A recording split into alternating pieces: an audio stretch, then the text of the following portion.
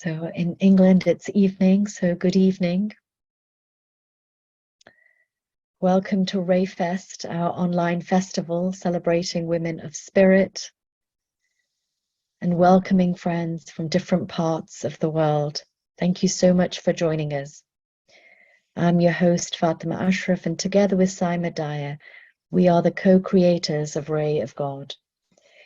Ray seeks to share feminine spiritual wisdom to help realize God in all ways and to align with justice, truth, and beauty.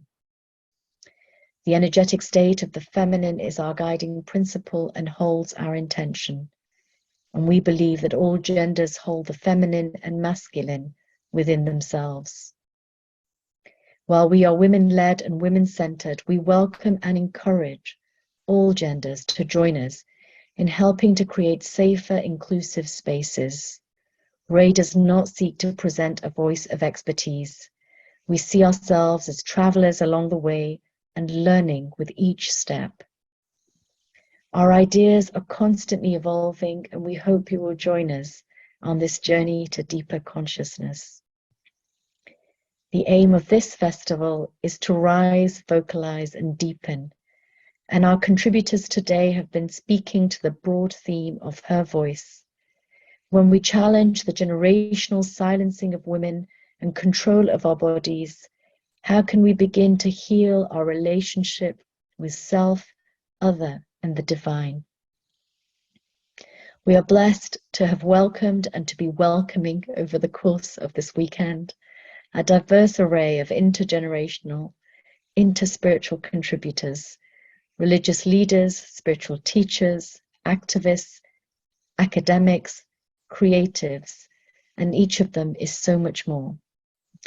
This weekend leads into All Hallows Eve or All Saints Eve and Samhain, that midpoint between the autumn equinox and the winter solstice. This is the time to honor the saints, and we hold in our awareness that there will be many around the world in ceremony and prayer at the same time that our festival is unfolding. The music for this whole festival, including that played between the sessions and the playlist at the end of today, have been specially curated by our friend Leila Bahrainian in honor of our Iranian sisters. Just that awareness that even whilst we gather here, there are our sisters struggling in other parts of the world. And now we have a half-hour slot with the beautiful Elizabeth Anne Hin, a dear friend and a spiritual mentor, the founding president of the White Rose Foundation. Her life has been aware of attention to the sacred in assistance to the spiritual, moral, and humble development of all beings, including her own. Beth has studied the world's spiritual traditions for over 4 decades. She was deeply mentored by many beloved elders. Through the White Rose Foundation, she has practiced her own contemplation and path to date in 50 nations on all continents except Antarctica, offering lectures, classes, retreats, seminars, audio tapes and CDs, scholarships for youth, honoraria for spiritual elders and spiritual leaders throughout the world, and service journeys of educational, medical, and social support. It's such a deep pleasure to invite back Beth. Fatima and Saima, thank you so dearly.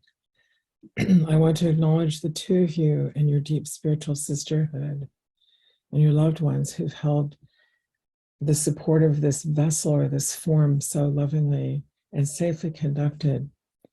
As far as I've experienced, you've intentionally created a safe place for people to study their pathway, and you've embodied it in your own friendship as two spiritual sisters, and with everyone I've had the privilege to know through you both. So I'm so grateful to be here. This is your 6th year, 3 physical so far in the United Kingdom, and then this the 3rd online. And so just my deepest gratitude.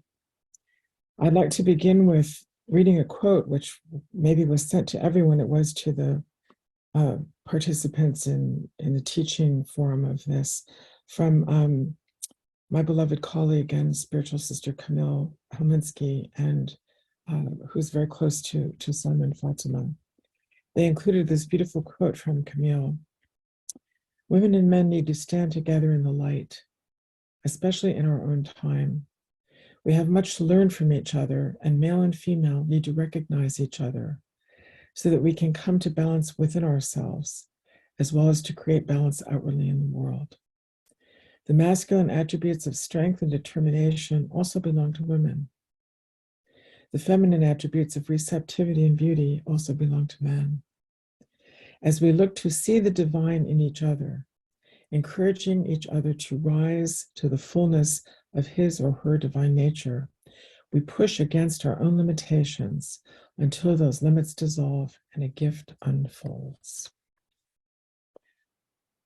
So I ask that we all exhale any places where we have tension or the movement of our own awakening as we are gathered together in the support of fellow souls in the United Kingdom and throughout the world.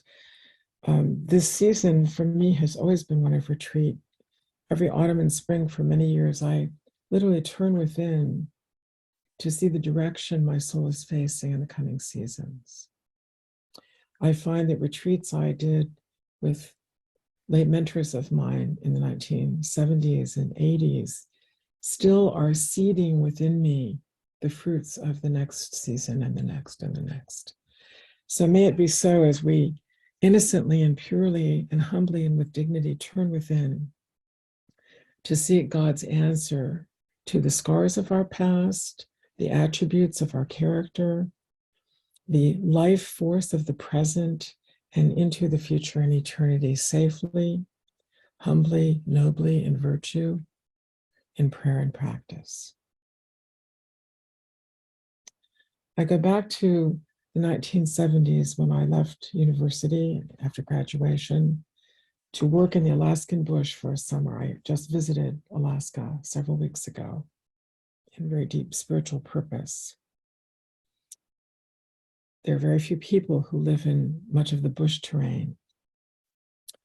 Coming into a village with two young women who were college students, we were very cold staying in our residence. And I talked about how we might make ourselves comfortable, and a knock arose at the door.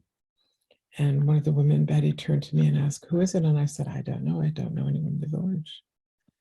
She asked, "Should I open the door?" And I said, "Of course, we're here to work with the children and young people for the next 3 weeks." Surprisingly, when she opened the door, there was a young Yupik Eskimo woman named Martha who said hello and was sent to bring a message. Her grandmother, whose name was also Martha, could feel that we were cold from all the way across the village. Her grandmother spoke no English, but she asked her granddaughter, "Please come and ask those young women if they would like to come over and have tea and maybe some soup because they're cold." And so I thanked her and told her that we would be over soon. And she turned around and left. She was very brief in what she had to say. When the door closed, Betty said, "You're not going." And the other woman with us said, sort of turned and didn't know what to do. Should she turn with Betty and be afraid, or should she turn to me and see what I would do next? And I said, "Of course I'm going." And they were uncertain whether to go with me. And I said, "Well, you could stay or come, but I'm going to go and accept the hospitality." We walked into a small 3-room house, uninsulated, on the shores of the Bering Sea. You could see the sea through the cracks in the wood, and sat down with a woman who was almost ancient in her age and her ways, so noble, and she offered us tea. And then she began to talk through her granddaughter to us. Her granddaughter was given to her at birth so that the granddaughter might learn the ways of the ancient ones.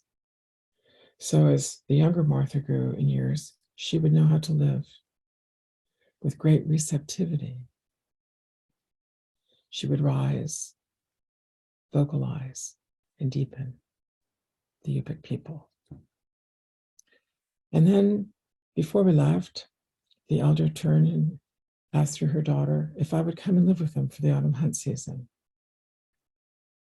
And I said, yes, I would be honored to.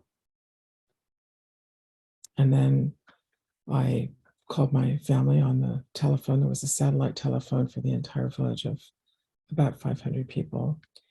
And my mother was surprised and a bit worried. And I explained to her that I needed to do this. It was something which would not happen again in my life. And that I would be home soon in the middle of the autumn, after the autumn hunt season. During the time I lived with the family in their small 3 rooms, I learned many things, but what I would like our group to be with is Martha Elder would shake me awake in the morning very early, 4:30 to 6, speak to me in Yupik, and call me to come with her. And we would go out into the tundra and pick grasses, very specifically cut in a certain way for her to weave baskets. Put them in something I would carry on my back. The next morning we would go out and walk a long distance in the tundra. It's very hard to work in the tundra, it's very spongy. We would pick salmon berries. They were only ripe for a very brief period of time. And if the humans don't get them quickly, the bears come for them. So we had to be on the lookout for bears, but also gather the salmon berries in that period of about 8 days when they were present. And then an airplane arrived, and 5 men came from another part of the state. They walked into the kitchen, the main of the 3 rooms, and they sat down and they asked the elder Martha questions for about an hour and a half. And then they got up and left. Several days later, another plane arrived of 2 or 3 other men. This happened about 7 times during the 6 weeks that I lived there. And then I came back into Anchorage and started reading the decisions in the newspaper, which had been made by Martha and the men. This is the power that resides in the silence of the women of our ancestry. We speak so often about the conspiracy of silence as a wound, and the silence of women was used when there was inadequate discernment of when to speak and when to be quiet. It has wounded parts of all of us. It has also caused us to live, to find our way to this moment. May we breathe in gratitude and blessing. And turn to God in whatever we name him or her to be, or the universe, and ask, may the silence everywhere in everyone find its way from you back to you, through our hearts, through our voices, and through our actions. I can't tell you the shape which is formed in me through living with this elder woman, but I understood the humility and responsibility of daily life, ordinary daily life, ordinary daily practice, nobly answered to the best of our abilities in every heart we meet. It has been my experience that when this occurs, all of the woundedness comes up so that it might make its way back into the universe, and we might arise and then find our voice beyond the silence. This is powerful. So I come to 2 points. One of them, John and I attended an opera last evening, driving out in the evening in the rain. It was this beautiful night of rain, much needed here.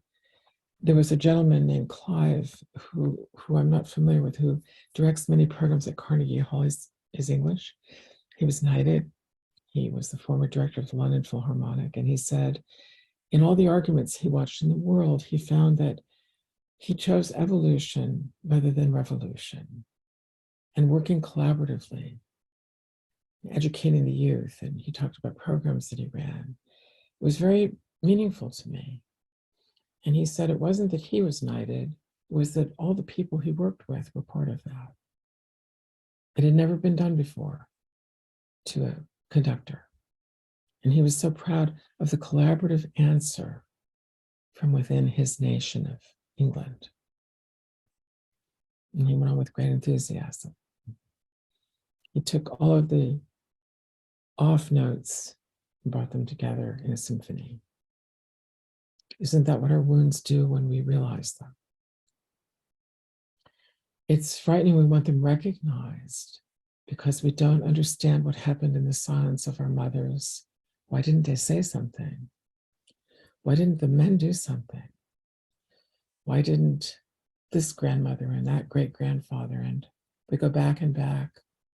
So let us go back further. When a person is conceived, he or she comes into the womb. The child is received by an egg already present in one's mother, the ultimate receptivity. One might say the ultimate silence of existence. We are like part of the voice of God within our mother. From the moment she is conceived, we are resting there waiting in time. And then we are conceived and we are born from her womb through many months when no one knows she's pregnant until she does, or someone has an intuition. I think she's pregnant. I feel it. I sense it. And a conversation begins out of God, out of the universe. And we tend to be taught where it's not safe. What if the mother's too cold? What if the hike is too hard for the baby? What if the delivery is really difficult? And so as we work on ourselves to awaken, we tend to not realize all the places where grace was supporting us in mercy and power, the power of God, so that we meet at this moment. To seek all the unknown places where that blessing was moving through the whole universe and carries our name. So I find that as we go forward, there are places where this is echoed historically, the basket that carried Moses, the womb of Mary or Miriam, the altar in a synagogue, which calls to he who cannot be named and she who is his wife or daughter, which births the tabernacle, births the place where that is veiled and then unveiled and veiled and unveiled. This is present in a Christian church. This is present in the altar in a mosque. This is present in a myriad of places in every tribe in the world. It is calling to the feminine, that which receives heaven. So let us be present within our hearts, our wombs, if we are women, the internal state of our male creative energy, if we are men, if we are a transgender person, within the inner sense of our being within our bodies, heart and body, within our souls, within every cell of our body, so that we turn back and take a breath about the moment we were conceived. Ah, that moment. The moment we were born. That moment. The moment we uttered our first vocalization. Probably a cry or a sigh. Safe or frightened. Let us bring the blessing of heaven through every breath which has known fear in this incarnation. Allow yourself to bring the blessing of heaven through every moment in which you have been afraid because you could not remember or find heaven.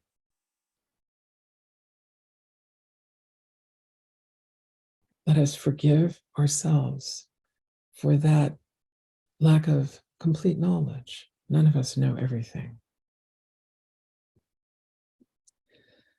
Let us fill the places in ourselves throughout our entire bodies, our entire incarnation in this present moment with that blessing of heaven, so that our next breath is very alive.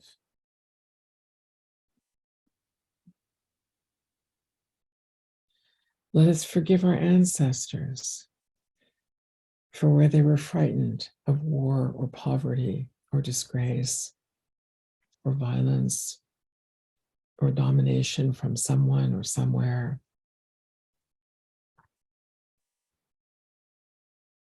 And then in the next breath, let us forgive them and let that go. That heaven answers through us, their descendants. That heaven answers in the next breath in every cell of one's body. Every aspect of the energy of one's being. Every part of one's mind, until the heart is fulfilled. And the next breath becomes a sigh of existence arising. Ah, may my own voice begin to come forward as naturally and humbly and wisely as did Martha Neck's voice, mentoring me 50 years ago as I began my adult life, fresh from university.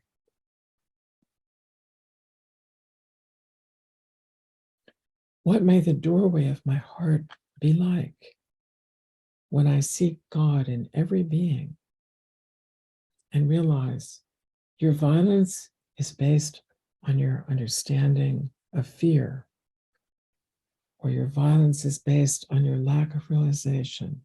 Please awaken. From my heart and soul, may I ask heaven, how might I conduct myself that this awakening continue in me, breath after breath after breath?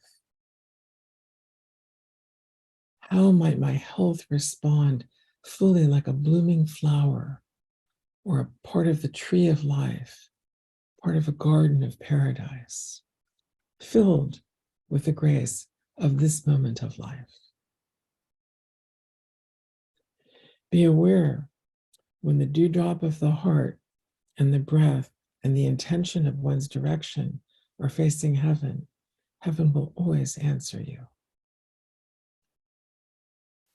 Be aware, heaven will also on your behalf answer every other human being. This is the power of the receptivity of the feminine in each human being, equal in dignity, calling forward to the saints of the present era, of the past, of the future, calling forward in different traditions.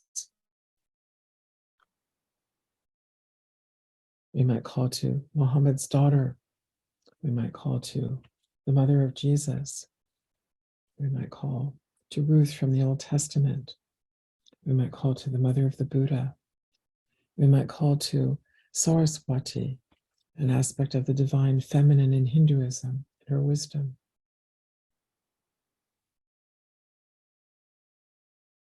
Be aware in the heart and soul that we usually use our breath speaking the name of one of these women, or a prayer or a mantra. And we're calling forward to the place where that woman was so receptive to heaven that it was realized in her heart, her soul, the direction in which she faced the divine, and then into the cells of her body.